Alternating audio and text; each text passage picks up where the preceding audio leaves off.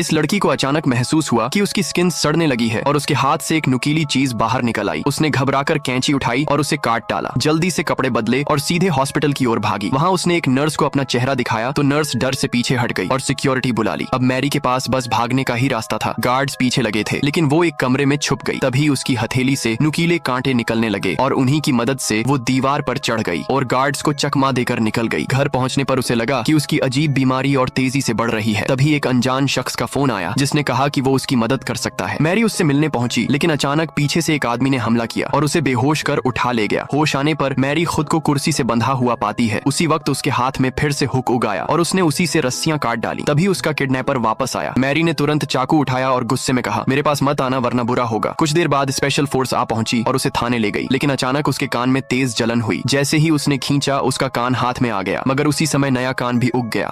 इस लड़की को अचानक महसूस हुआ कि उसकी स्किन सड़ने लगी है और उसके हाथ से एक नुकीली चीज बाहर निकल आई। उसने घबराकर कैंची उठाई और उसे काट डाला। जल्दी से कपड़े बदले और सीधे हॉस्पिटल की ओर भागी। वहाँ उसने एक नर्स को अपना चेहरा दिखाया तो नर्स डर से पीछे हट गई और सिक्योरिटी बुला ली। अब मैरी के पास बस भागने का ही रास्ता था। गार्ड्स पीछे लगे थे लेकिन वो एक कमरे में छुप गई। तभी उसकी हथेली से नुकीले कांटे निकलने लगे और उन्हीं की मदद से वो दीवार पर चढ़ गई और गार्ड्स को चकमा देकर निकल गई। घर पहुंचने पर उसे लगा कि उसकी अजीब बीमारी और तेजी से बढ़ रही है। तभी एक अनजान शख्स का फोन आया जिसने कहा कि वो उसकी मदद कर सकता है। मैरी उससे मिलने पहुंची लेकिन अचानक पीछे से एक आदमी ने हमला किया और उसे बेहोश कर उठा ले गया। होश आने पर मैरी खुद को कुर्सी से बंधा हुआ पाती है। उसी वक्त उसके हाथ में फिर से हुक उगाया और उसने उसी से रस्सियां काट डाली। तभी उसका किडनैपर वापस आया। मैरी ने तुरंत चाकू उठाया और गुस्से में कहा, मेरे पास मत आना वरना बुरा होगा। कुछ देर बाद स्पेशल फोर्स आ पहुंची और उसे थाने ले गई। लेकिन अचानक उसके कान में तेज जलन हुई। जैसे ही उसने खींचा उसका कान हाथ में आ गया मगर उसी समय